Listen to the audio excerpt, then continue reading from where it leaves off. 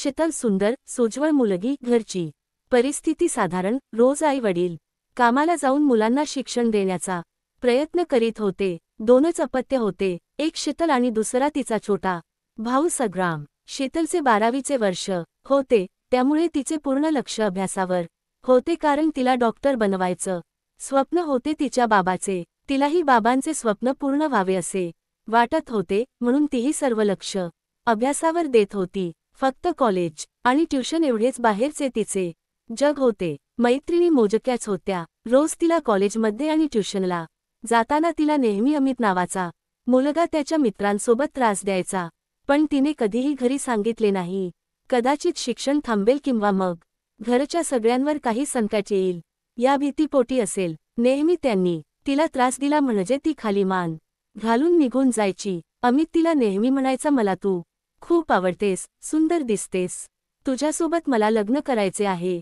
त्याने 2-3 वेळा तिला एकांतात जाताना विचारलेही, तू माझ्यासोबत लग्न करणार का? त्यावेळी शीतलने स्पष्ट शब्दात नाही सांगितले होते। तिला वाटले नाही ऐकून तो तिला त्रास देणार नाही, पण उलटच झाले। तिच्या नाहीमुळे त्याने फक्त त्रास देणे नाही तर पाठलागही सुरू केला। तो नेहमी शीतलला म्हणायचा, तू माझी आहेस, मी तुला दुसऱ्या कोणासोबत लग्न करू देणार नाही, माझ्याशिवाय कोणी दुसरे तुझ्या आयुष्यात असेल म्हणे, मी तुला ही संपवणार आणि मीही जीव देईल। यामुळे शीतल अजूनही घाबरली, पण तिने विचार केला, अमितला काहीतरी सांगून समजूत काढू। तसंही त्या कॉलेज मध्ये शेवटचे वर्ष आहे, म्हणजे तिचाही त्रास कमी होईल, मी त्याच्या डोक्यातूनही हा भूत उतरून जाईल। काही दिवस अमितने शीतलला त्रास देणे बंद केले। तो दुरूनच तिच्यावर नजर ठेवून होता। शीतलला नोट्स घ्यायच्या होत्या, त्या तिने तिच्या वर्ग इतरांकडून घेतल्या। नेमकी त्याच दिवशी अमित रस्त्यात तिला भेटला आणि त्याने तिचा हात पकडला।